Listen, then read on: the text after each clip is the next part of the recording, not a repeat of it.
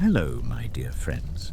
Have you ever wondered what it was like to leave your home, your family, and everything you knew to walk slowly across mountains, rivers, and plains, all for a distant city you might never reach?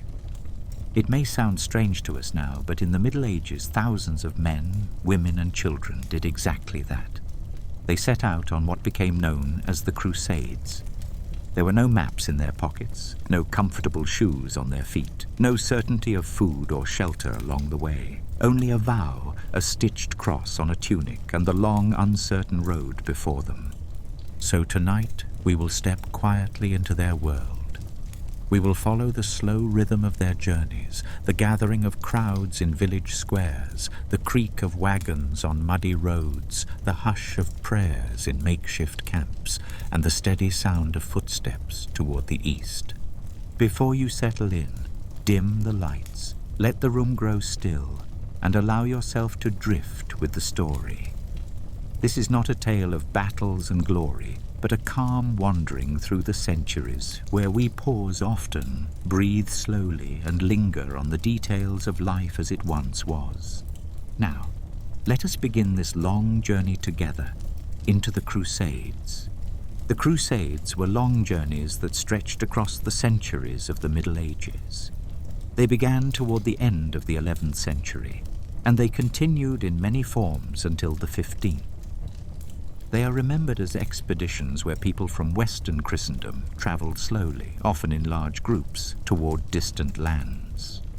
Their destination was often Jerusalem, though there were also many other cities and regions that became involved over time. The movement was framed as a kind of pilgrimage, though it was also organized as a series of campaigns. And then one might picture how such journeys began. The people who took part were not in a hurry. They gathered gradually, often in the countryside of France, or in the cities of the Holy Roman Empire, or in the small towns of Italy. They came on foot, with carts and with animals. They wore simple woolen clothes. Many carried a staff. Some had a cross stitched onto their tunic, a sign that they had taken vows. And then they would set out step by step, day after day, moving slowly toward the east. After that, we may consider the background. Jerusalem had been under Muslim control since the 7th century. For Christians in Europe, this was far away. Travel there was difficult, yet stories about it circulated for centuries. Pilgrims had made the trip before, traveling by land and by sea, but the number was small compared to those who later joined the Crusades. The city was remembered as the place of the life, death, and resurrection of Jesus Christ. For this reason, it remained at the center of Christian imagination. Meanwhile, in Europe, the late 11th century was a time of change. Popes were seeking to extend their influence. Kings were asserting authority, though their realms were often fragmented. Nobles held castles. Villages were spread out, connected by muddy roads. Life was local, but messages still traveled. And then, in 1095, Pope Urban II spoke at the Council of Clermont.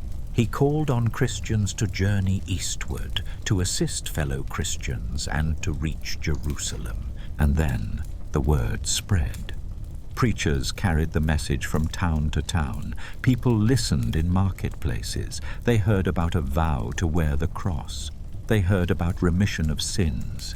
They heard about helping fellow believers in distant lands. Slowly these ideas took hold. Families discussed them by the fire. Some sons agreed to go, some fathers prepared. Wives and children stayed behind, often unsure if they would see them again. After that, preparations began. Weapons were gathered, though not everyone was a soldier.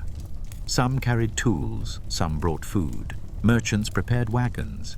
Horses were few and precious. Most walked. They needed bread, cheese, and dried meat for the journey. They carried skins for water and sometimes wine.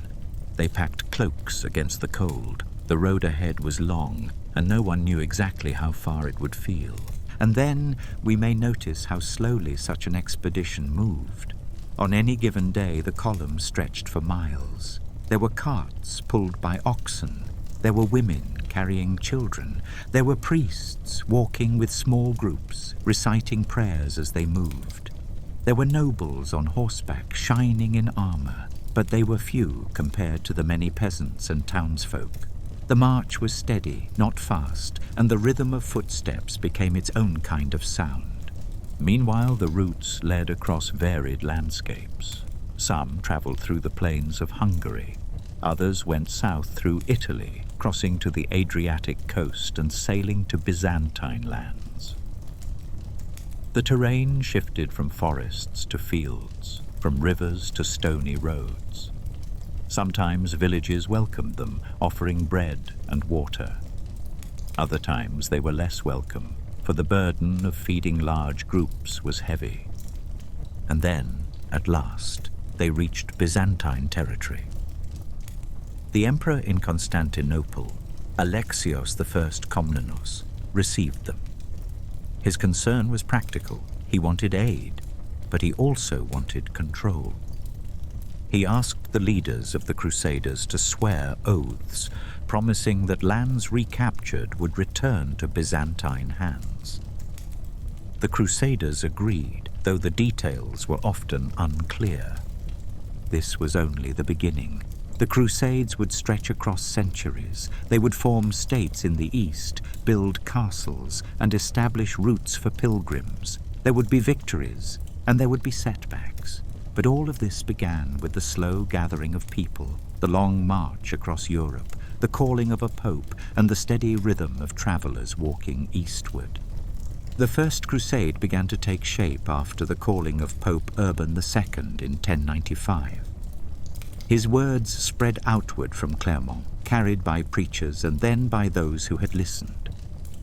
The idea grew slowly, taking root in towns and villages.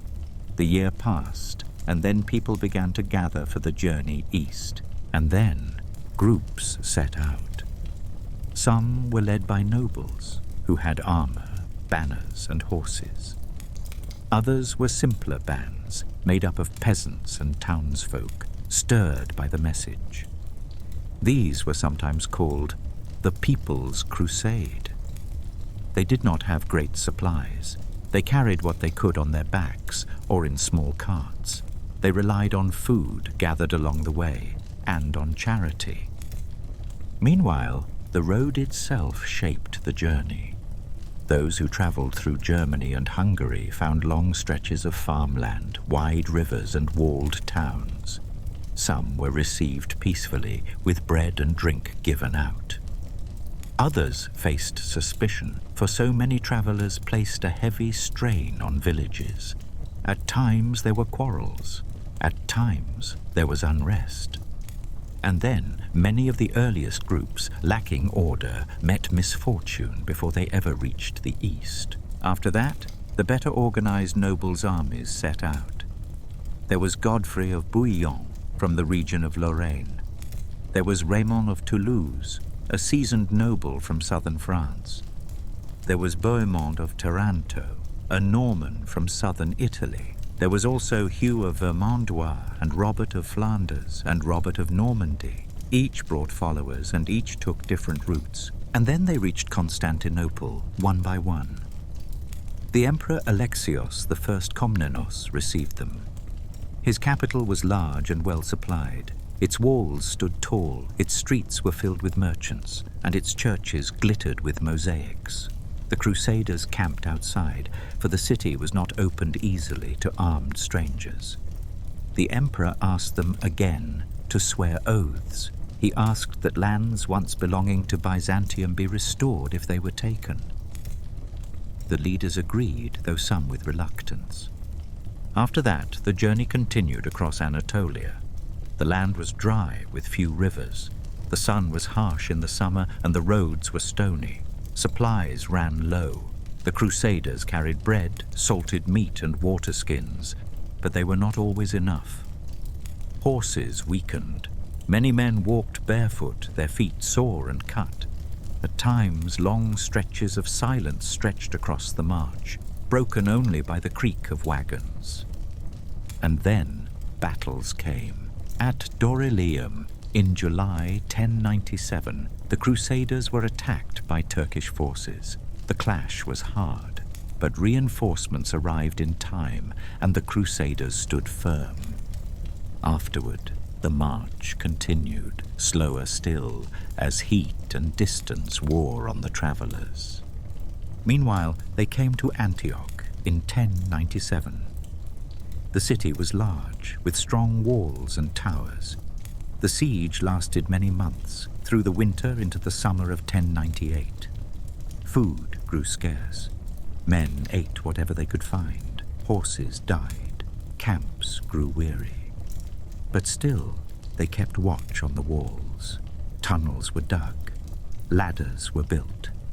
At last, by aid from within, the city was taken. After that, the Crusaders themselves faced a siege, for Turkish forces surrounded Antioch soon after. They endured hardship again, short of food, short of hope, yet still holding. At length, the enemy was broken, and the road forward was open.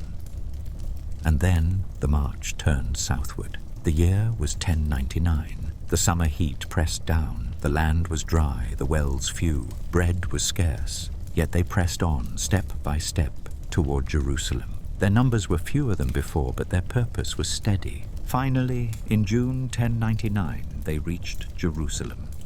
The city stood on its hills, with walls of stone. The siege began. Wood for siege towers had to be carried, gathered from far away. Men labored slowly, raising structures, dragging them across the ground. The days were long, the sun relentless. At last, in July, the walls were breached. The city was taken. And then the Crusaders stood within Jerusalem. They prayed, they gave thanks, and they placed Godfrey of Bouillon as ruler, though he refused the title of king, choosing instead to be called Defender of the Holy Sepulchre. This marked the end of the First Crusade. The people who had set out years before had changed. Many had fallen along the way. Some remained behind in Antioch or in other places. Others returned to Europe.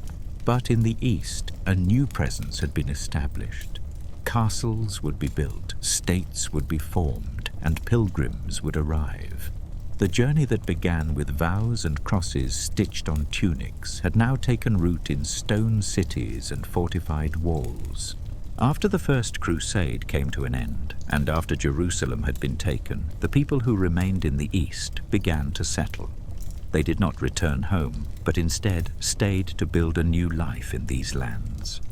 This presence came to be known as Outremer, a French word meaning overseas.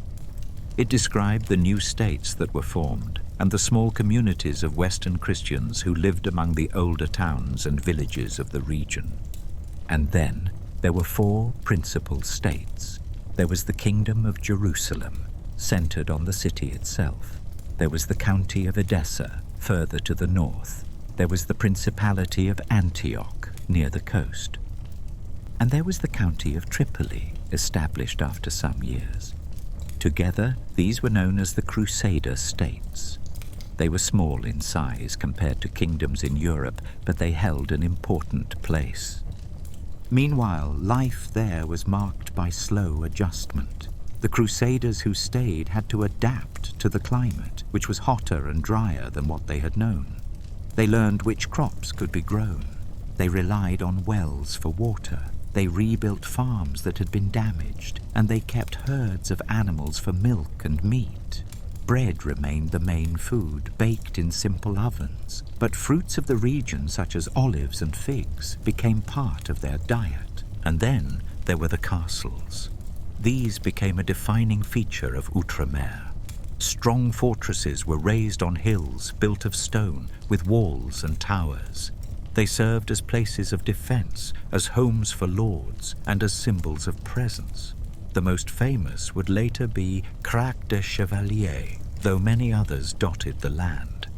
They were garrisoned by small groups of soldiers who kept watch over roads and valleys. After that, there were the towns. In Jerusalem, life was organized around the holy sites. pilgrims came traveling by ship or by land to see the Church of the Holy Sepulchre and other places tied to the story of Christ. Markets grew up to serve them, offering bread, wine, oil, and small tokens. In Antioch and Tripoli, merchants carried goods from east and west. Spices, cloth, and metals passed through their ports. The roads were busy with caravans, moving slowly with camels and donkeys.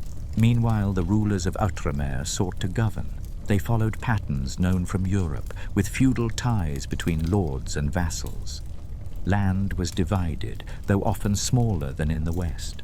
Churches were built, with bishops appointed. Latin clergy served in cathedrals, though they lived alongside Greek and Armenian Christians who had their own traditions. The mixture of peoples created a steady rhythm of coexistence, sometimes tense, sometimes practical. And then there were the military orders. These were groups that combined monastic life with defense. The Knights Templar and later the Knights Hospitaller were formed. They took vows of poverty, chastity, and obedience, yet also carried swords and rode horses. They guarded roads for pilgrims, and they held castles in remote places. Their presence gave structure to the defense of the states, though their numbers were never great. After that, the rhythms of daily life continued. In villages, peasants worked fields. They sowed grain, harvested in the heat, and pressed olives for oil. In towns, craftsmen shaped wood, metal, and cloth. In ports, sailors loaded ships with cargo, sails creaking as they set out across the sea. In castles, sentries kept watch from towers, scanning the horizon for dust that might mark the approach of riders. Meanwhile, contact with the surrounding Muslim population was constant. Sometimes it was marked by conflict, with raids across borders and skirmishes on roads. Other times it was marked by trade, for both sides needed goods and supplies. Markets brought people together, languages were exchanged, with some settlers learning Arabic and others relying on interpreters. Slowly, habits from east and west mingled in clothing, in food, and in custom. And then there was always the flow of pilgrims. Ships carried them from ports in Italy and France to the harbors of Acre and Jaffa. They disembarked, tired from the voyage, their clothes stiff from salt air.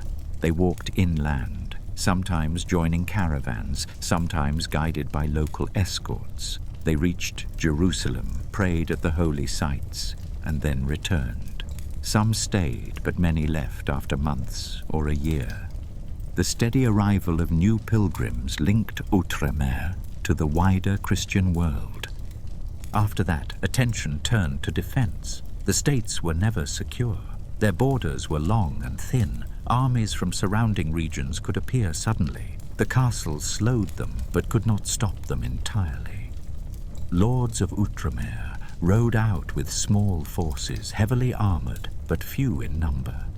Battles were rare, for risk was great. More often there were skirmishes or brief raids that ended as quickly as they began. Meanwhile, letters traveled back to Europe.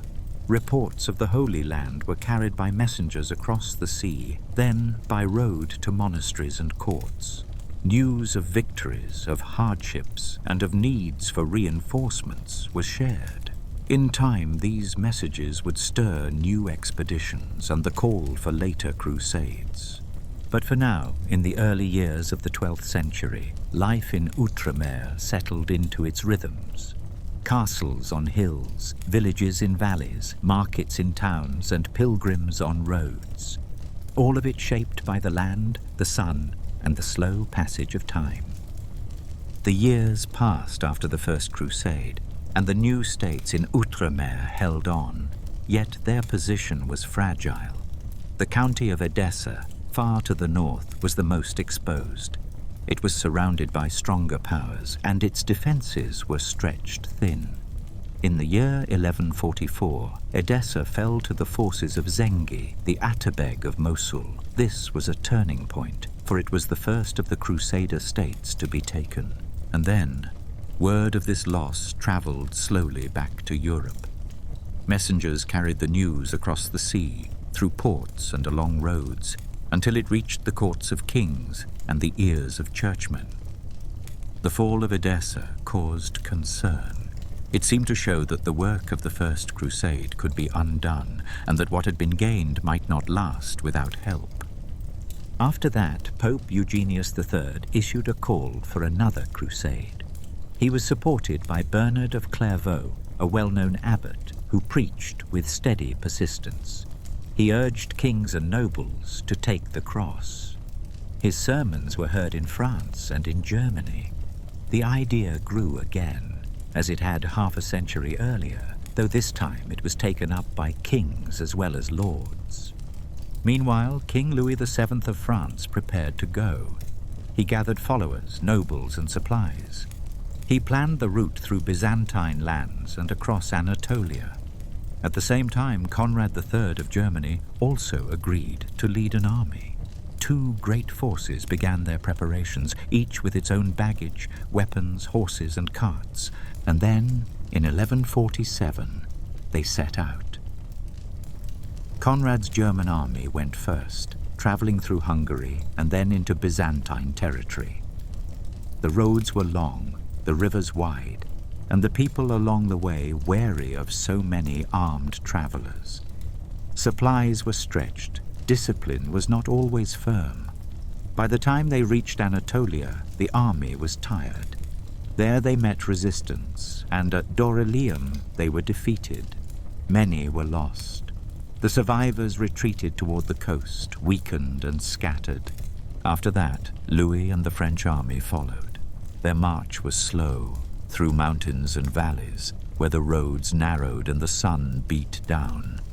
Food was short, water scarce, and the weight of armor heavy.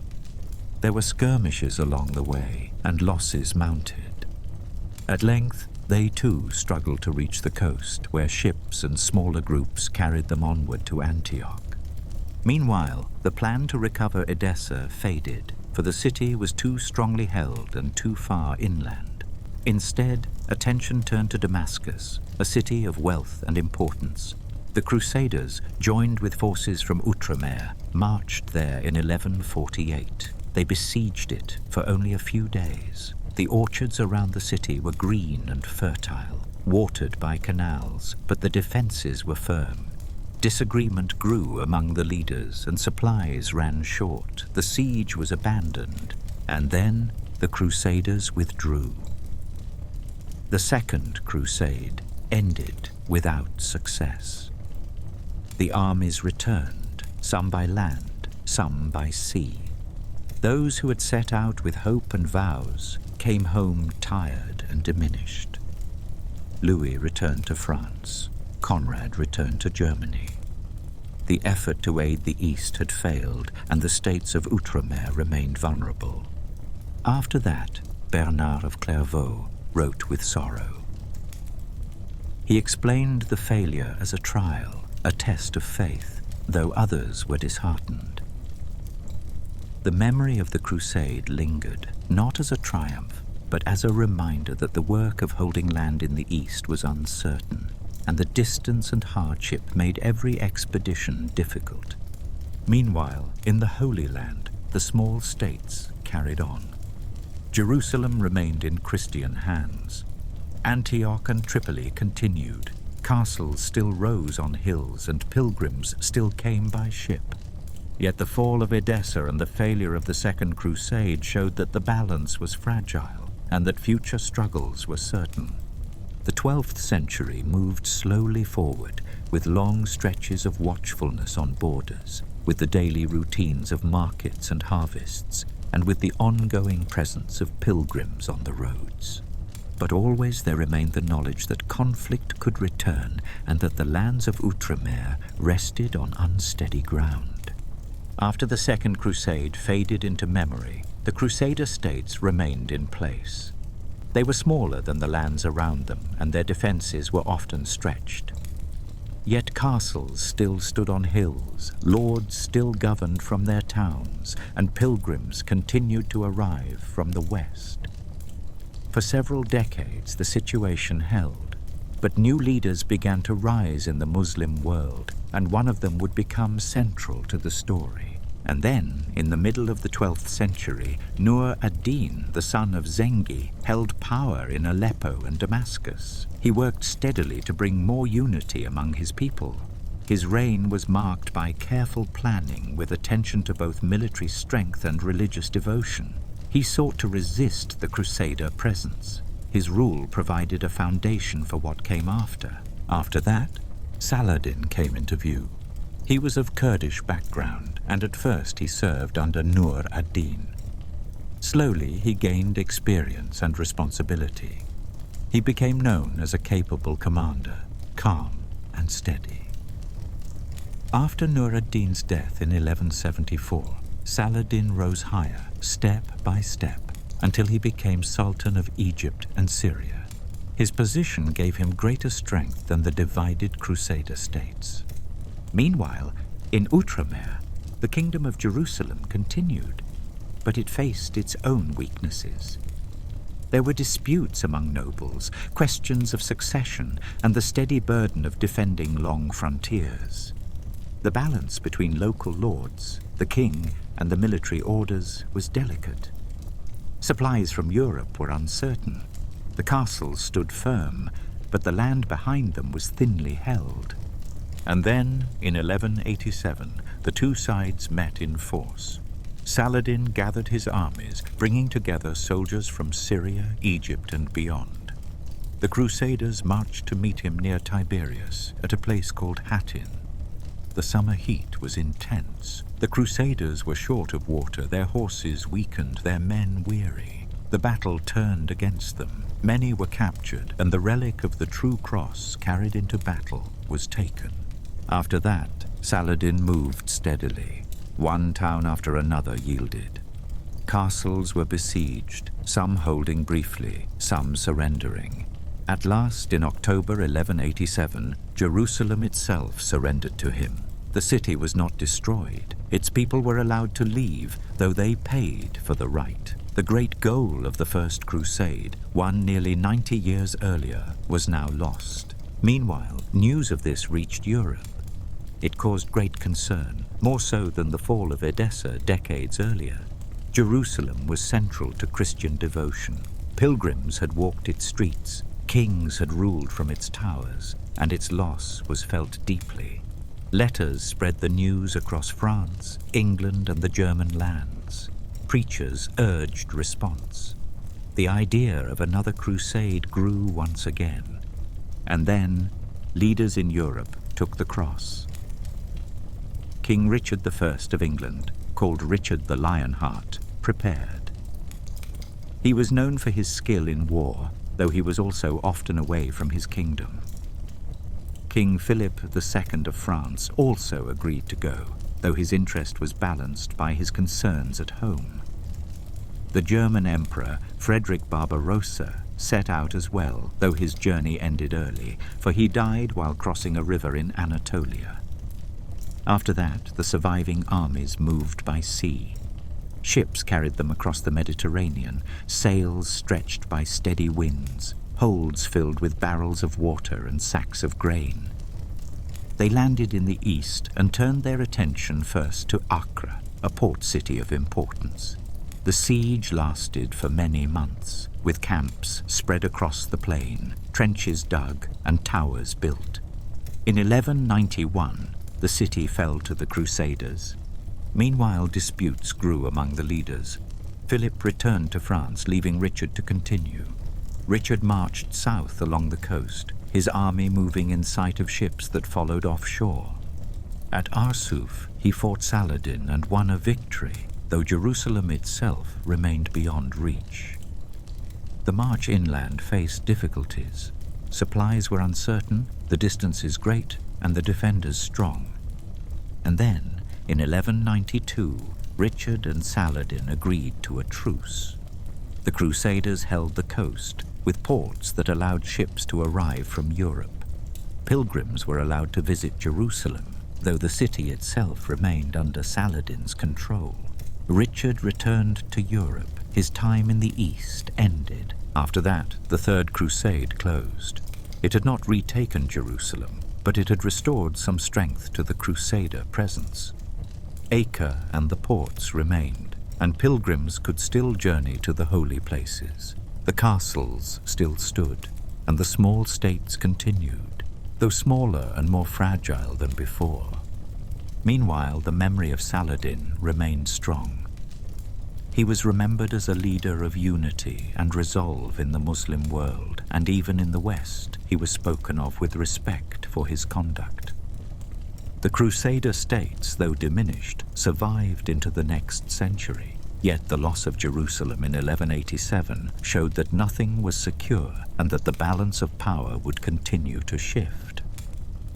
After the Third Crusade ended with its truce, the Crusader presence in the East remained, but Jerusalem itself was not recovered. The coastal cities, such as Acre and Jaffa, remained under Crusader control. Pilgrims still arrived by ship, walked inland, and prayed at the holy sites now accessible under treaty. Yet the goal of regaining the city fully lingered in the minds of many in Europe. And then, toward the close of the 12th century, plans for a new crusade were spoken of.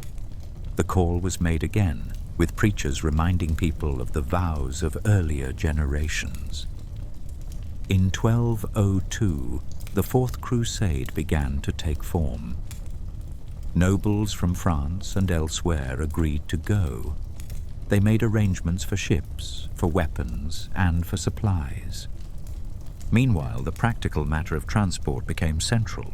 To reach the east, ships were needed. The leaders of the Crusade made an agreement with Venice, the maritime republic that controlled much trade on the Adriatic. The Venetians agreed to provide a fleet, large enough to carry men and horses. But the cost was high. The Crusaders found they could not pay the full amount when the time came. And then the Venetians proposed another path. They asked that the Crusaders assist them in attacking the city of Zara on the Dalmatian coast, which had resisted Venetian control. Though the target was Christian, the Crusaders agreed, for they needed to settle their debt. In November 1202, Zara was taken. The act caused unease, for it was the first sign that this crusade would move away from its original purpose. After that, new influences entered. A claimant to the Byzantine throne, Alexios Angelos, promised money and support if the Crusaders would help him regain his crown in Constantinople. The proposal was tempting, for it offered funds and supplies that could be used for the journey to Jerusalem. The leaders debated, but at last they agreed to sail toward the Byzantine capital. Meanwhile, Constantinople was vast, larger than any city the Crusaders had seen. Its walls stretched high, its harbors filled with ships, its churches crowned with domes. The Crusaders camped outside, their tents spread across the plain, their ships anchored nearby. After long effort, in 1203, Alexios was installed as emperor alongside his father, Isaac II. And then, promises were made. Money was given, but not in the amounts expected. Tension grew between the Crusaders, the Venetians, and the people of the city. In 1204, conflict broke out. The Crusaders stormed Constantinople. For 3 days, they took control, moving through its streets, entering its churches, and settling within its walls. The city was not just captured, it was occupied and divided. After that, the Byzantine Empire was reshaped. A Latin Empire was declared in Constantinople, with Baldwin of Flanders crowned as emperor. Venice took much of the trade and many of the islands. The Byzantine rulers fled to Nicaea and other places, forming successor states. The aim of reaching Jerusalem had been set aside. The Fourth Crusade had become an event of its own, marked not by a march across Anatolia, but by the taking of a Christian capital. Meanwhile, in the Holy Land, the small Crusader states carried on with little aid. The fall of Jerusalem in 1187 remained unreversed. Acre was still the principal port. Castles still dotted the hills. Pilgrims still came, though in smaller numbers. But the crusade that might have helped them had been diverted far away. And then the Latin Empire in Constantinople lasted only a short time. It endured for less than 60 years, its position always uncertain. The Byzantines at Nicaea slowly recovered strength, and in 1261 they retook the city. But the division caused by the Fourth Crusade left a long mark, weakening the Byzantine Empire permanently. After that, the pattern of crusading changed. The idea was still present. Preachers still spoke of vows, and crosses were still sewn onto garments. Yet trust between East and West had been shaken. Instead of united effort, there was suspicion. The Crusaders had shown they could turn their strength against fellow Christians as well as against others. Meanwhile, life in Outremer went on with its quiet rhythms. Farmers worked their fields under the sun. Merchants sold spices in the markets of Acre. Monks prayed in chapels built near the roads. Sentries watched from castle towers, scanning the horizon for distant riders. Yet they knew that support from Europe was uncertain, and that their hold on the land grew weaker with each passing year. The Fourth Crusade stood as a turning point. It had begun with vows to reach Jerusalem, yet it had ended in the palaces of Constantinople. The goal of pilgrimage joined with war had been set aside, replaced by debt, promises, and diversions. And the Holy Land remained as it was, fragile, thinly held, and waiting for what would come next.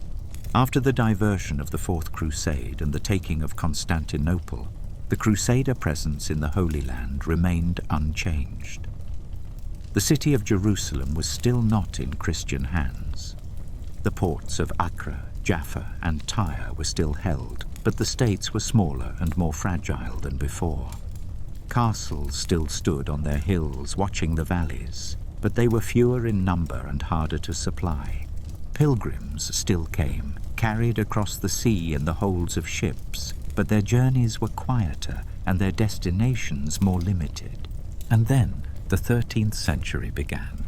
The idea of crusading had not faded. It was still spoken of in churches and still urged by popes. Yet the memory of Constantinople lingered, and the unity of earlier efforts was harder to restore. The Fifth Crusade was called beginning in 1217. Its aim was once more to secure the Holy Land, but it also turned attention toward Egypt, seen as the key to controlling the region. After that, armies gathered again, though not on the scale of the First or Third Crusades. They sailed southward, landing near Damietta in the Nile Delta. The land there was wet and flat, crossed by waterways, filled with reeds and fields. The Crusaders built camps on higher ground, their tents spread out, their supplies carried by ships that sailed up the Nile's branches. In 1219, after a long effort, Damietta was taken. Meanwhile, the plan was to advance farther, to march toward Cairo. But the Nile floods and the landscape made movement slow. In 1221, the Crusaders pressed forward, but they were trapped by the waters and by the armies of Egypt. They were forced to surrender and withdraw. The Fifth Crusade ended not in victory, but in retreat. Damietta was given up, and the long months of labor were undone. And then a new effort followed. The Sixth Crusade, led by Emperor Frederick II, began in 1228. Frederick was unusual, for his approach was not marked by great battles. Instead, he negotiated. Through diplomacy with the Sultan of Egypt, he secured control of Jerusalem for a time, along with Bethlehem and Nazareth. The arrangement was peaceful, and for some years pilgrims could again enter Jerusalem freely under Christian rule. After that, however, the arrangement faded. By 1244, the city was taken once more by Muslim forces.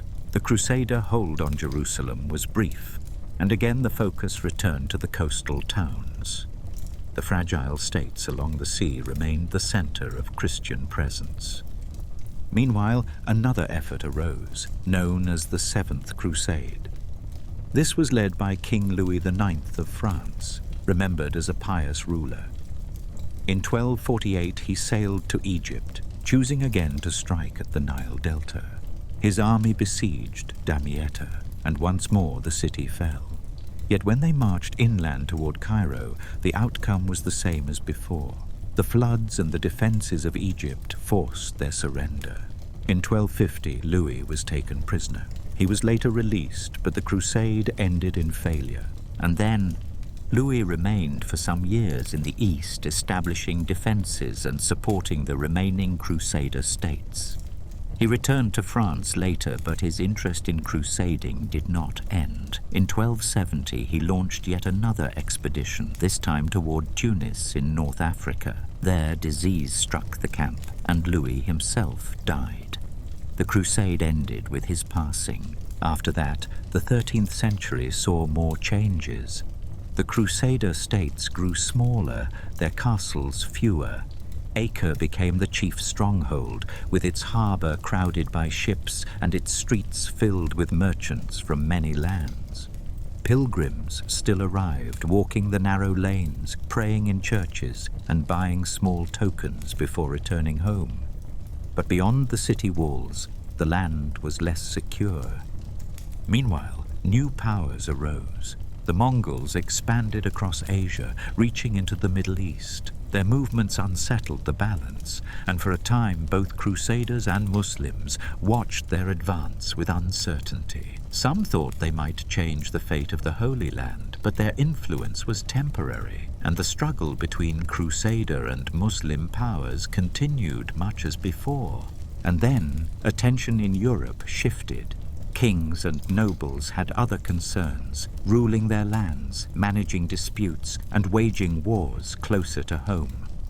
The spirit of crusading still existed, but it no longer drew the great numbers it once had. Instead of vast armies crossing Europe, there were smaller expeditions, limited in scope, often delayed by practical needs. After that, the 13th century moved toward its close.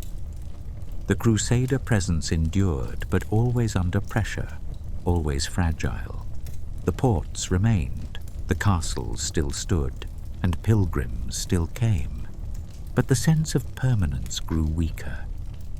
The Holy Land was no longer a place of conquest, but a place of holding on, year after year, until the next trial arose. After the many crusades of the 13th century, the situation of the Crusader states had grown more fragile than ever. They no longer stretched across wide regions as they had in the first decades. Jerusalem was no longer theirs. The county of Edessa had been gone for many years. Antioch was weakened, Tripoli reduced, and only the coastal towns, especially Acre, remained as strongholds. The Christian presence in the Holy Land had become narrow and uncertain, held mostly by castles, ports, and a few walled cities. And then Acre became the center of this world. It was a crowded place, filled with merchants from Venice, Genoa, and Pisa, filled with pilgrims who landed at its harbor, and filled with knights and clergy. The streets were narrow and busy, with stalls selling bread, wine, spices, and cloth. Ships came and went, their sails white against the sea, their holds filled with goods to be traded. In the evenings, the sound of bells rang from churches, mixing with the calls of sailors and merchants. Meanwhile, outside the walls, the balance of power had shifted. The Muslim rulers of Egypt, the Mamluks, had grown stronger. They were skilled soldiers, organized and determined. Their sultans aimed to remove the Crusader presence altogether. One by one, they turned their attention to the coastal strongholds. Castles that had stood for decades were besieged and taken. Towns along the coast surrendered or were abandoned. After that, in 1268, Antioch fell. The loss was heavy, for it had been one of the earliest and most important Crusader states. Its fall showed clearly that the others were vulnerable. Tripoli held on for a time, and Acre still stood, but the sense of endurance grew weaker with each passing year. And then, in 1291, the Mamluks came to Acre itself. Their armies gathered with banners raised and tents spread across the plain outside the walls. The defenders prepared as best they could. Within the city, the Knights Templar and the Knights Hospitaller held positions along with merchants and townsfolk. The harbour was filled with ships, some ready to carry away those who fled, others prepared to bring supplies. The siege began. Stones were hurled against the walls, towers were built to climb them. The defenders fired arrows and poured boiling water on those who came near. Day after day, the sound of hammers and the clash of weapons filled the air. Inside the city, fear grew. Families sought places of safety. Priests prayed in the churches. Merchants packed their goods, hoping for a chance to leave. After that, the walls were breached. Fighting spread through the streets. Houses were abandoned. The harbour became crowded with people trying to escape by ship. Some were taken aboard. Others were left behind. The knights fought in the streets until the end. The city was lost. And then Acre was gone. It was the last stronghold of any size. Tripoli had already fallen. Antioch was long lost. With Acre gone, the Crusader states came to an end. Those who had lived in Outremer for nearly 2 centuries were scattered. Some returned to Europe, sailing across the Mediterranean with only what they could carry. Others found refuge in Cyprus, which became a new base for merchants and military orders. But it was not the same. Meanwhile, the castles that once dotted the hills were empty. Some crumbled with time. Others were taken and used by their new rulers. The roads once used by pilgrims grew quiet. The markets that once sold bread and oil to travelers faded. The bells of churches were silenced, their buildings repurposed or left to ruin. The steady life of Outremer was over. After that, the idea of crusading did not disappear. There were still plans, and still vows, and still sermons. Expeditions were launched toward North Africa, or spoken of for new attempts at the Holy Land. But the era of permanent Crusader states in the East was finished. The Holy Land was no longer a place of Christian rule, but a memory of past efforts. And then, in Europe, people reflected. Chronicles were written in monasteries, describing the long journeys, the councils, the sieges, and the marches across distant lands. Relics brought back from the East were placed in churches. Songs and stories were told of knights who had gone, of kings who had taken the cross, of castles that had risen and fallen. The Crusades entered memory, as much story as present reality. The fall of Acre marked the end of one age. For nearly 200 years, Western Christians had lived, built, traded, and prayed in the lands of the East. They had raised castles, built markets, and welcomed pilgrims. They had also struggled, suffered, and lost much. With Acre gone, the chapter closed. The Holy Land would no longer be theirs to hold. After the fall of Acre in 1291, the presence of Western Christians in the Holy Land came to an end. The castles were lost, the towns abandoned, and the pilgrims no longer had safe strongholds in which to rest. Yet the idea of the crusade did not simply disappear. It spread into other directions, reshaped and adapted, becoming part of how Christian Europe thought about war, faith, and duty. And then, one of the first places where the crusading spirit turned was within Europe itself. In Spain and Portugal, Christians had long been fighting to reclaim land from Muslim rulers. This effort, known as the Reconquista, had begun centuries before. But now, with the fall of the Crusader states in the East, the language of crusade was applied more directly to these wars.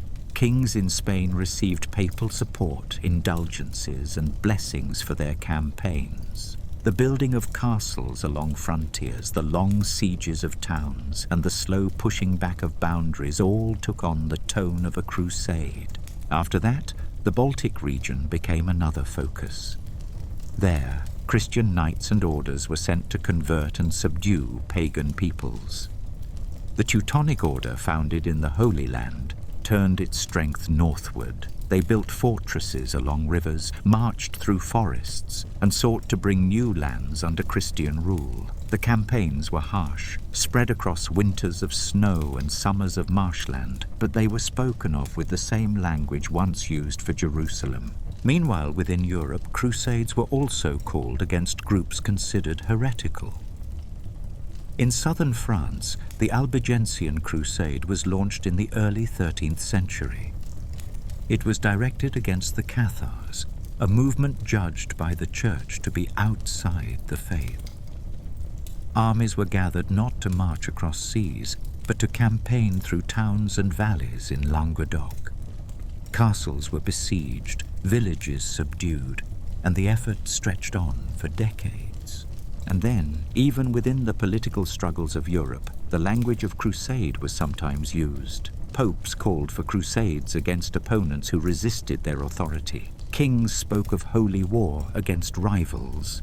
The meaning of crusade widened, no longer tied only to the faraway Holy Land, but applied to many kinds of conflict within Christendom itself. After that, the crusading orders adapted. The Knights Templar, once strong in Outremer, were dissolved in the early 14th century, accused of heresy and suppressed by the French crown. The Knights Hospitaller moved to Rhodes and later to Malta, where they continued as a military and religious order. The Teutonic Knights remained in the Baltic, holding castles and ruling lands for centuries. Meanwhile, Cyprus became a base for what remained of the crusading spirit in the eastern Mediterranean. From there, merchants and military orders looked eastward. There were still hopes of one day retaking Jerusalem, but they remained hopes only, for the resources and unity needed for such an effort were gone. And then, the memory of the Crusades was kept alive in different ways. Pilgrimages to the Holy Land continued, though now they were more dangerous, and pilgrims often traveled under agreements with local rulers. Chronicles were copied in monasteries, describing in long detail the journeys of earlier Crusaders, the sieges of Antioch and Jerusalem, the truce of Richard and Saladin, and the fall of Acre. Stories were told in towns and courts, sometimes softened into legend, sometimes shaped into lessons. After that, crusading became part of Europe's wider imagination. It was no longer only about the Holy Land, but about defending the faith wherever it seemed threatened. This idea endured into later centuries, shaping thought, sermons, and even art. The word itself carried weight, even when no armies were gathering. Meanwhile, the daily life of Europe went on. Farmers worked their fields, towns grew larger, trade expanded. Yet the memory of crusades lingered in the background, like an echo. Bells rang in churches where crosses had once been blessed before long marches. Roads stretched across countries where armies had once passed on their way east. Ports that had sent ships full of pilgrims and knights now traded more in cloth, wine, and grain. And then, as the Middle Ages moved toward their close, the Crusades were remembered less as current events and more as history. They became part of how Europe thought about itself, part of its stories of faith and struggle. The Holy Land was no longer in their hands, but the idea of crusading had spread far beyond it, leaving marks across Spain, France, the Baltic, and even the islands of the Mediterranean. After the Crusader states had fallen, and after Acre was lost in 1291, the spirit of crusading did not vanish at once. The word was still spoken, the vows were still taken, and the sermons were still preached. Yet the meaning of the crusade began to change slowly. What had once been a long march to Jerusalem became something less certain, less directed, and more symbolic. And then, through the 14th century, popes continued to call for new expeditions. Plans were made in councils, promises were written down, and crosses were still sewn onto garments. But the armies that once filled the roads of Europe no longer gathered in such numbers. Instead, smaller expeditions set out, often delayed by disputes or distracted by local wars. The great movement of thousands across Europe was a memory, not a reality. After that, Cyprus and Rhodes became the frontiers. The Knights Hospitaller held Rhodes, and from there they launched small raids, guarded pilgrims, and prepared defenses against attacks from the east. Their ships moved across the sea, carrying grain, carrying water, and carrying messages. Their castles on Rhodes stood as reminders of a past age, strong walls facing the harbour, chapels within their courtyards, and sentries pacing along the battlements. Meanwhile, in Europe, the focus turned inward. Wars between kingdoms became more pressing. The 100 Years' War between England and France drew attention and drained resources. Armies were needed closer to home, and crusading abroad became a lesser priority. Kings who once might have taken the cross now gave their energy to disputes across their own frontiers. And then the memory of crusade shifted toward the symbolic. To take the cross was still considered pious. To speak of holy war was still part of sermons. But the vast expeditions no longer took shape. The words remained, yet the actions were fewer. After that, new enemies were identified. The advance of the Ottoman Turks into Europe in the 14th and 15th centuries was sometimes framed as a new reason for crusade. Popes called for aid to defend Hungary or to resist the Ottomans in the Balkans. Battles were fought, such as at Nicopolis in 1396, where European forces gathered but were defeated.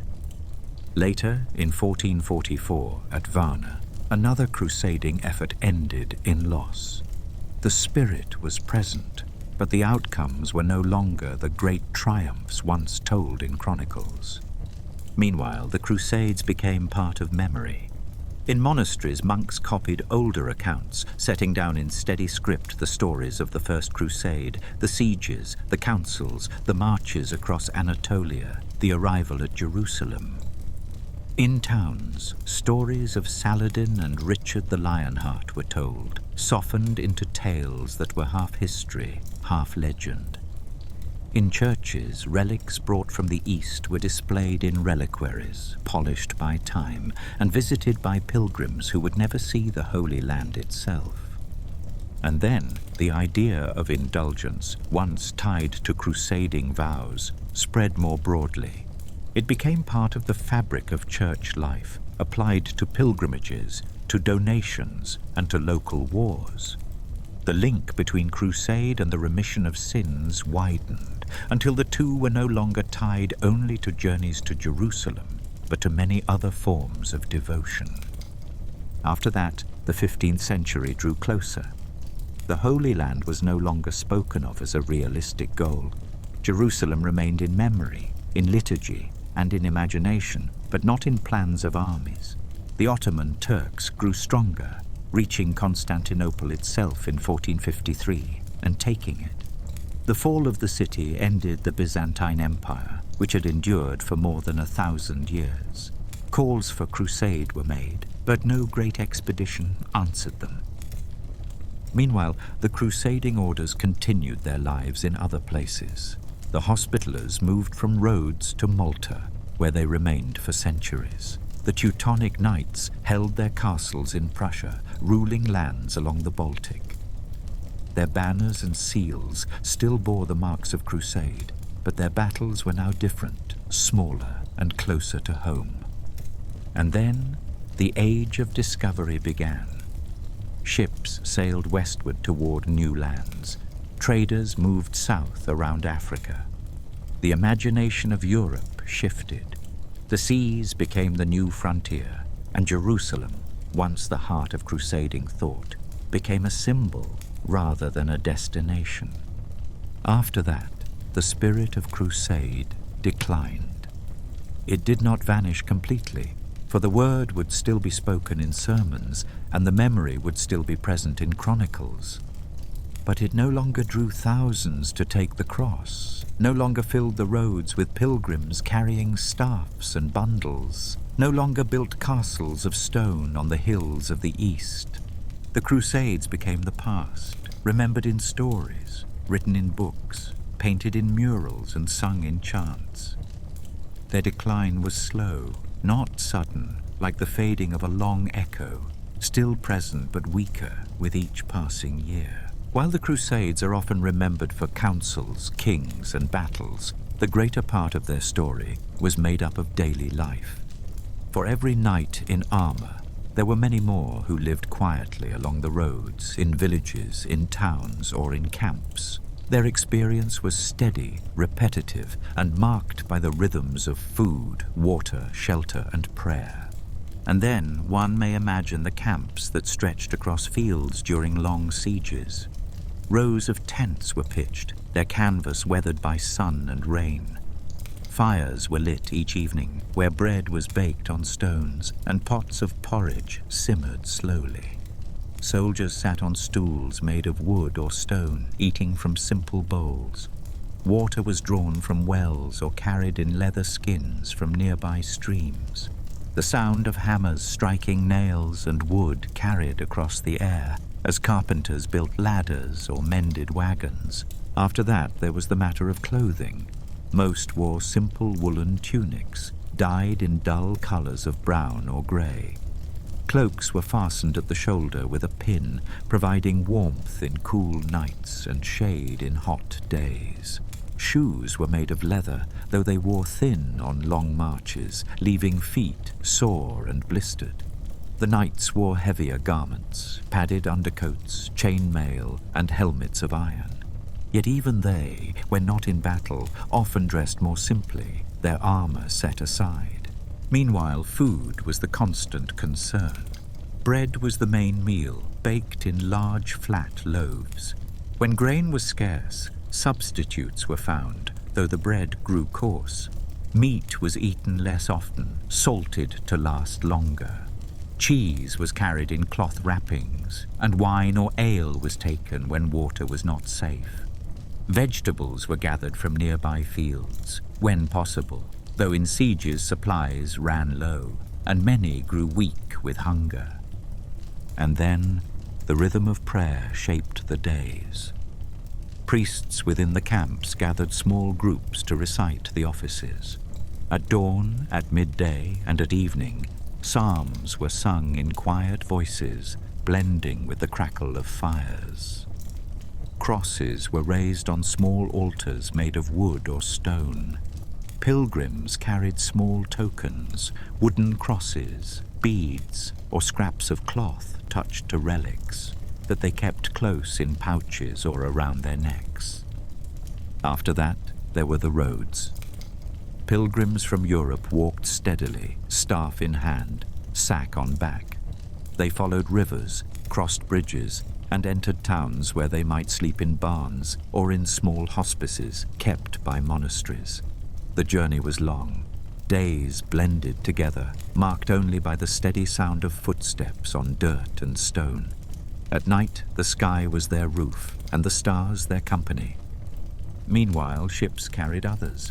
Pilgrims who could afford passage boarded vessels at ports in Italy or southern France. The decks were crowded, the cabins small, and the holds smelled of salt, wood, and livestock. The journey across the Mediterranean was uncertain, with winds sometimes calm, sometimes stormy. Days at sea were spent in prayer, in quiet conversation, or in silence, listening to the waves. And then they arrived in the east. From Acre or Jaffa, pilgrims walked inland, guided by local escorts, or following roads known to merchants and monks. They carried water in skins, bread in sacks, and hope in their hearts. At last, they reached Jerusalem, where they prayed at the Church of the Holy Sepulchre, touching the stone, lighting candles, and kneeling in silence. For many, this was the center of their lives, the purpose of their vow, and the end of their journey. After that, they returned. Some sailed home, bringing back tokens of their pilgrimage, small bottles of oil, carved wooden crosses, or stones taken from holy ground. These were placed in churches back home or kept in family chests. Others remained, settling in towns of Outremer, living among the mixed peoples of the region. Their daily lives became those of farmers, merchants, or craftsmen shaped by the same needs of bread, water, and shelter. Meanwhile, in the Crusader states themselves, daily life followed the seasons. In spring, fields were ploughed with oxen. In summer, grain was harvested under the heat of the sun. In autumn, olives were pressed into oil and grapes into wine. In winter, fires burned in hearths and bread was baked daily. Children played in courtyards, chasing each other around walls of stone. Women carried water from wells or spun wool into thread. Monks chanted their hours, their voices steady and low in stone chapels. And then, in the towns, markets bustled. Merchants sold spices brought from the east, silks from faraway lands, and wool from Europe. Fishermen sold their catch at dawn, their nets drying in the sun. Blacksmiths hammered iron into tools and horseshoes, the sound ringing through narrow streets. Bakers sold loaves fresh from the oven, carried in baskets lined with cloth. After that, the castles remained the anchors of daily life.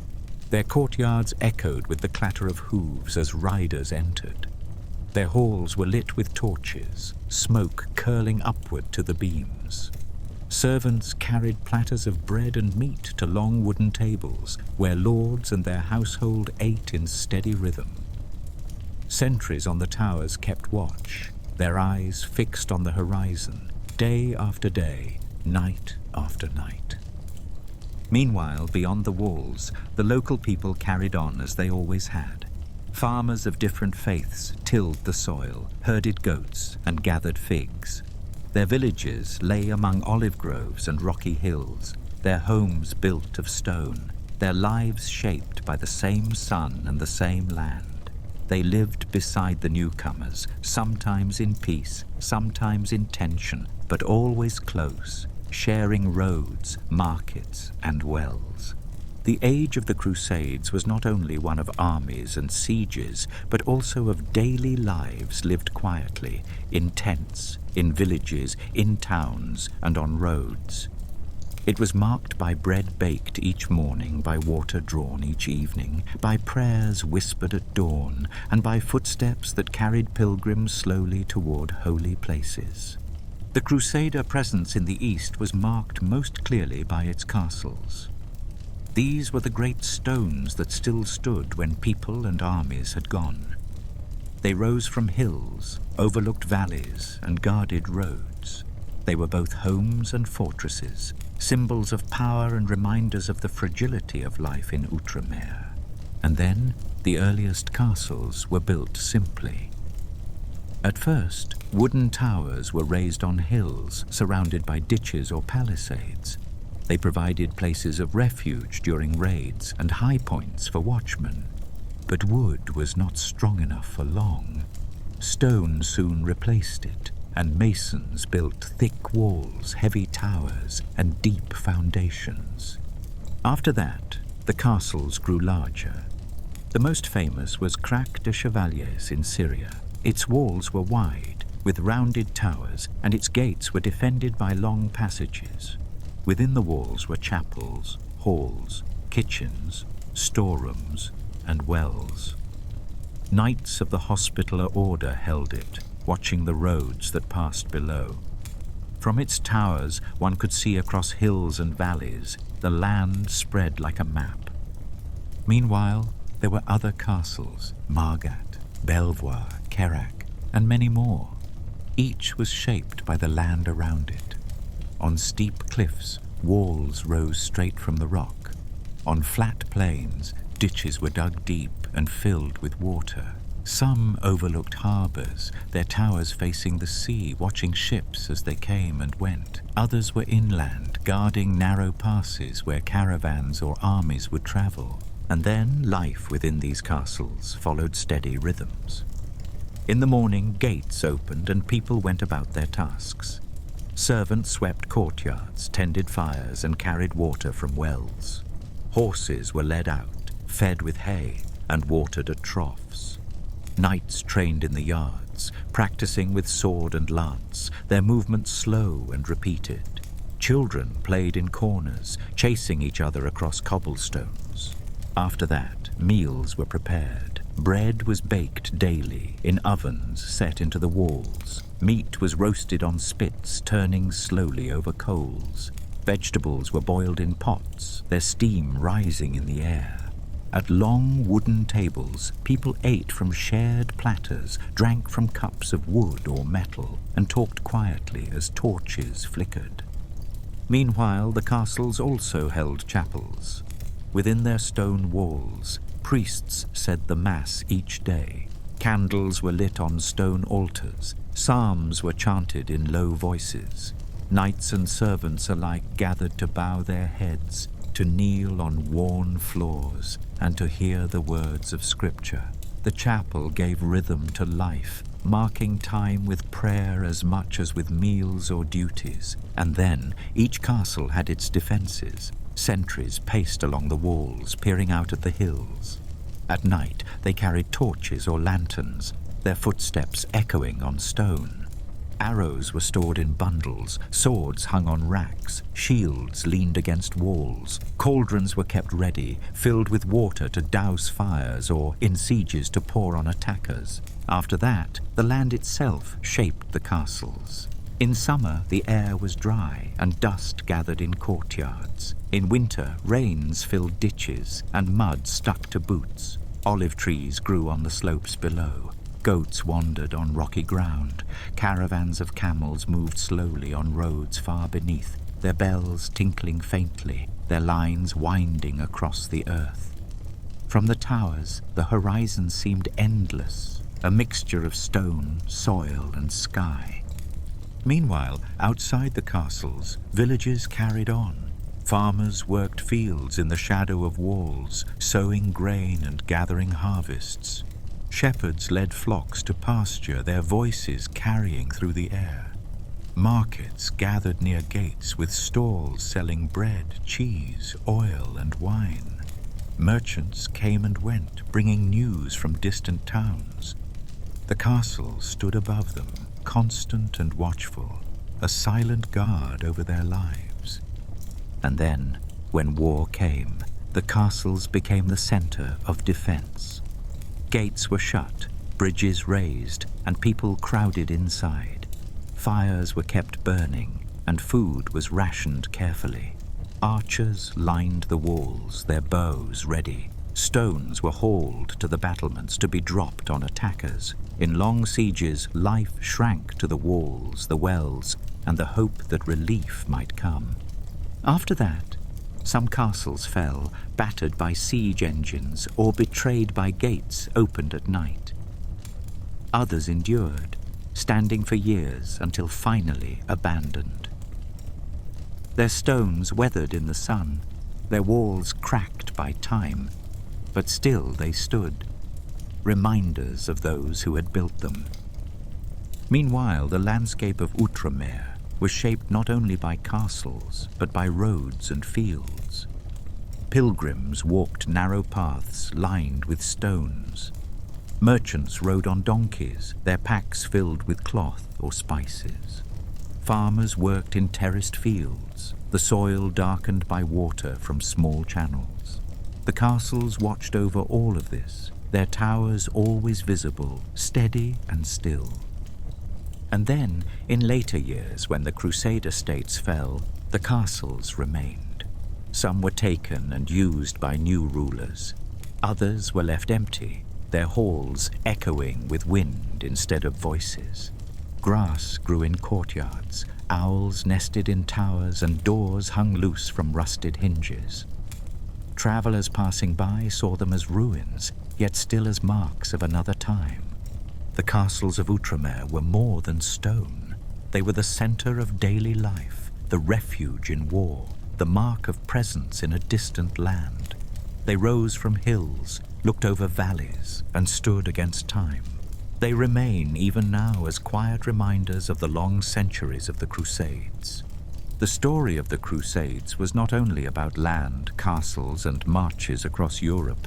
It was also about the sea. The Mediterranean was the highway that connected west and east.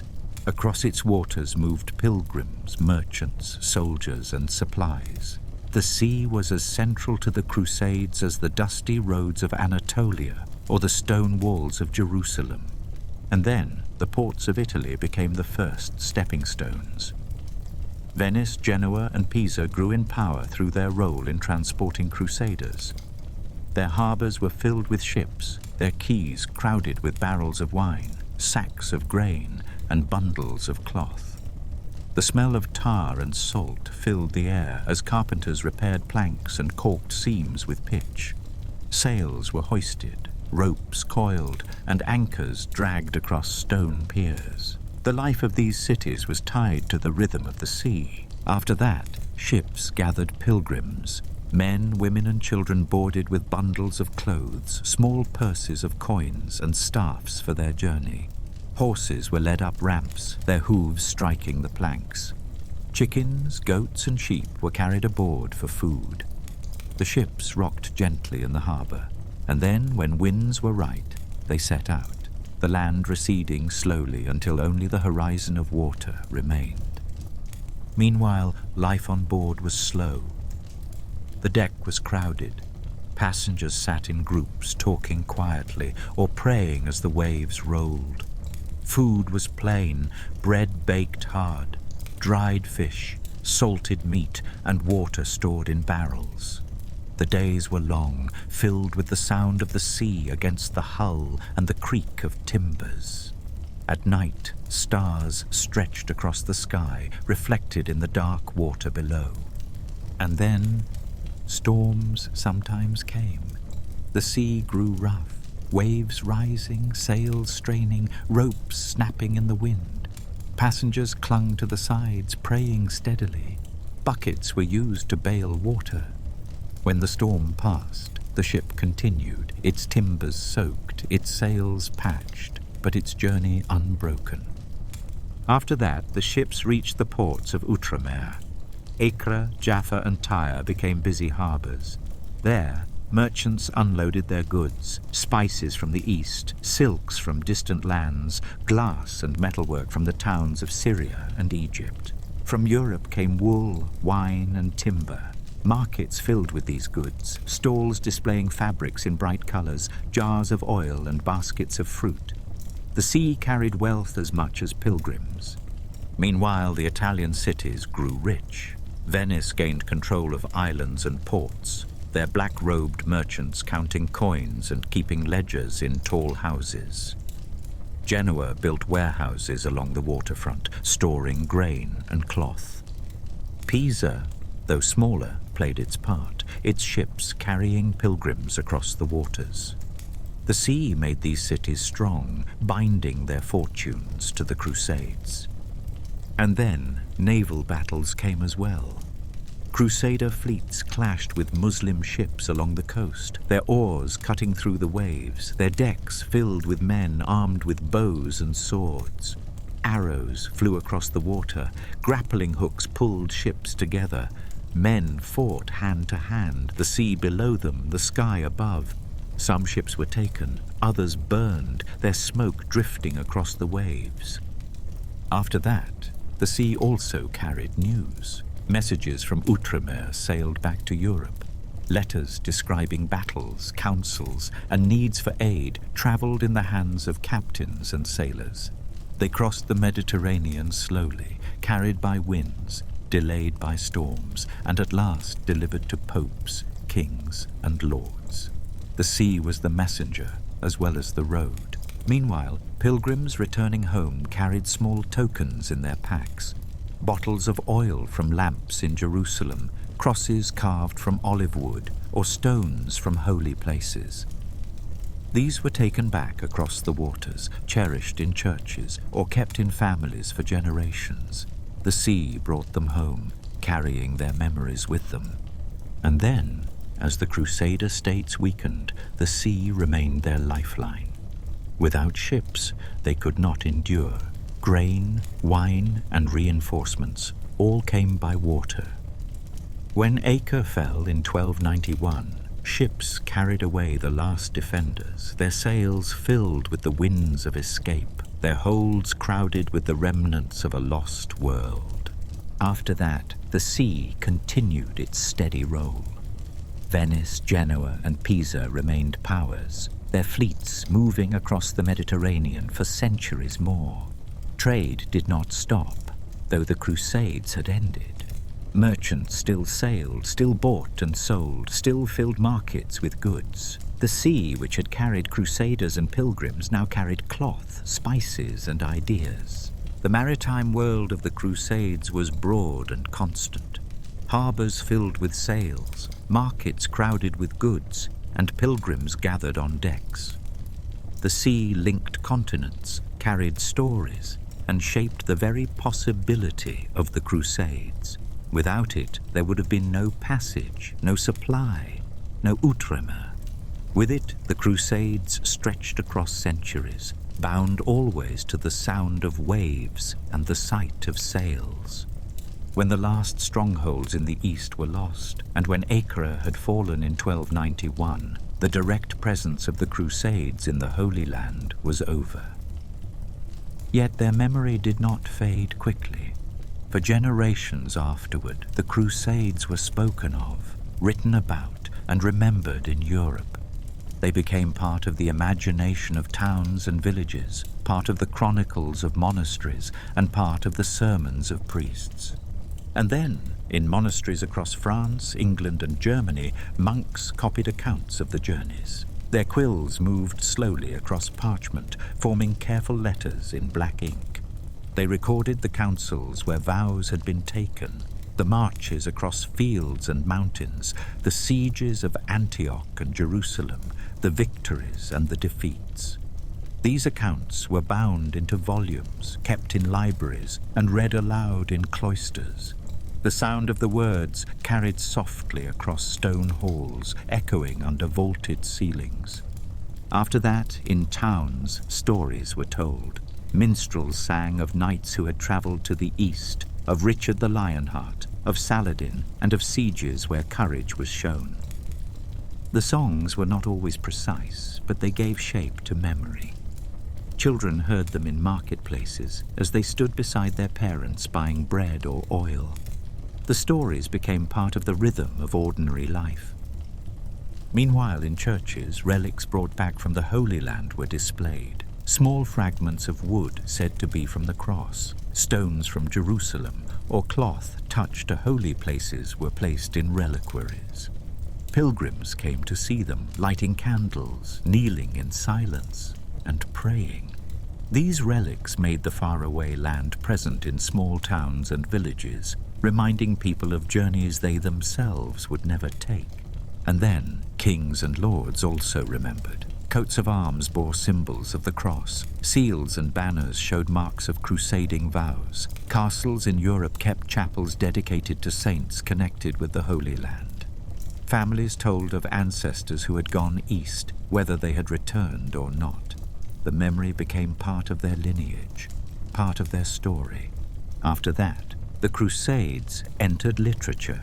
Writers composed long accounts that blended fact with legend. Some described Saladin not only as an enemy, but as a noble ruler, admired even by those who had fought him. Others told of miraculous events, of visions seen before battles, or of relics discovered in the midst of sieges. These stories spread slowly, carried in manuscripts from one monastery to another, or told aloud by clerics and travelers. Meanwhile, the idea of the crusade was kept alive in sermons. Priests spoke of the vows taken by earlier generations, and of the rewards of heaven promised to those who had gone. They compared present struggles to the great expeditions of the past. Even when no new crusades were gathering, the word itself still carried meaning, reminding listeners of sacrifice, of vows, and of holy places once held. And then, in art, the Crusades were remembered. Frescoes in churches showed knights riding under banners, ships sailing across seas, and Jerusalem on its hill. Stained glass windows glowed with scenes of saints and crusaders, their colors shining in the sunlight that streamed through. Carvings on tombs showed men in armor, their hands folded in prayer, their feet resting on small lions. After that, the memory shaped identity. Cities like Venice and Genoa, which had grown strong through crusading trade, kept their pride in their fleets and their harbors. Nobles carried their connection to the Crusades as part of their honor. Even in times of local wars, the language of crusade could be used to give meaning and weight. Meanwhile, in ordinary households, the memory was quieter. Families told of uncles or grandfathers who had gone east, some never returning. Old tokens brought back, perhaps a small cross, a piece of cloth, or a rosary, were kept in wooden boxes, handed down from one generation to another. The Crusades lived on in these small keepsakes, as much as in the chronicles of great monasteries. And then, as time passed, the Crusades became less an event and more a story. They were spoken of as history, as something from earlier centuries, yet they remained present in the culture of Europe, shaping thoughts of pilgrimage, of devotion, and of what it meant to defend the faith. The memory of the Crusades did not fade quickly. It lingered in parchment, in song, in relic, in banner, in story, in glass, and in stone. Long after the last castles had fallen silent, Europe still carried the Crusades within its imagination, steady and constant, like a distant echo that had not fully disappeared. The Crusades, which began in the late 11th century and stretched into the 15th, did not end suddenly. They faded like a sound that grows fainter with distance. After Acre fell in 1291, no new Crusader states were founded in the Holy Land. Yet the memory and the language of crusade lingered. It was spoken in sermons, written in chronicles, and remembered in songs. And then, across Europe, the Crusades became part of identity. Families spoke of ancestors who had gone east. Towns remembered ships that had sailed from their harbors. Monasteries held relics brought back from Jerusalem or Antioch. These objects and stories gave shape to the past, connecting people to a time when the roads to the east were filled with pilgrims and knights. After that, the Crusades were used as examples in sermons. Priests spoke of vows taken, of sacrifices made, and of rewards promised. They used the stories of earlier generations to remind people of faith, of duty, and of endurance. Even though the Crusades themselves were over, the memory was still alive in the steady rhythm of church life. Meanwhile, the chronicles kept their record. Monks copied carefully, line by line, the accounts of councils, marches, and sieges. They described how Pope Urban had spoken at Clermont, how armies had gathered, how Jerusalem had been taken, lost, and briefly regained. They wrote of castles built on hills, of ships sailing across seas, of kings who had taken the cross, and of ordinary pilgrims who had walked with staffs and bundles. The words were preserved, and through them the memory survived. And then the Crusades became part of legend. Stories softened with time. Richard the Lionheart and Saladin were spoken of as if they were figures from tales rather than men of flesh and blood. Miracles were added, visions described, and victories told with more glory than perhaps they truly had. The Crusades became as much story as history, carried in the imagination as well as in books. After that, the spirit of crusade spread into new directions. It was used to describe wars in Spain, wars in the Baltic, and even wars within Europe itself. The meaning of the word grew wider, less tied to Jerusalem, more tied to any conflict seen as holy. Yet the heart of it, the memory of marching eastward to the Holy Land, remained the strongest image. Meanwhile, the world itself was changing. By the 15th century, new horizons opened. Ships sailed to Africa and later to the Americas. Trade routes shifted. The Mediterranean, once the center of crusading life, was only one part of a wider world. The Holy Land remained holy, but it was no longer the center of Europe's efforts. And then, in later centuries, the Crusades were studied as history. Scholars read the old chronicles, copied them, and added their own comments. They tried to understand why the Crusades had begun, why they had succeeded for a time, and why they had ended. Some saw them as acts of faith, others as acts of politics, others as part of the wider story of Europe. The Crusades became a subject of reflection rather than of action. After that, the castles remained as ruins. Travelers in later centuries saw their walls rising from hills, their towers broken, their stones covered with grass. They looked at them with wonder, seeing in them the traces of a distant age. The ruins stood silent, yet they spoke of the past, of knights who had once walked their halls, of servants who had carried water from their wells, of priests who had sung in their chapels. Meanwhile, the Holy Land itself continued with new rulers, new generations, and new rhythms of life. The Crusaders were gone, but the land remained with its hills, its fields, its roads, and its cities. Pilgrims still came, though now under different terms, still drawn to the places where Christ had lived and died. The Crusades were part of its history, one layer among many. And then, the echo of the Crusades lingered in Europe's imagination for centuries. They became symbols of faith, of war, of pilgrimage, of longing, and of loss. They were remembered in quiet ways, in relics kept in churches, in stories told to children, in ruins seen by travelers. They were also remembered in larger ways, in chronicles written carefully, in sermons preached steadily, and in art painted across walls of churches. The Crusades had ended, but their echo remained. It was a long echo, steady and low, fading slowly, but never entirely gone. It moved through the centuries, shaping thought, memory, and imagination. The Crusades became not only events of the past, but part of how Europe remembered itself, part of its long story of faith, war, and pilgrimage. Their place in history was not only in battles and castles, but also in the quiet memory of generations who spoke of them, wrote of them, and lived with their legacy.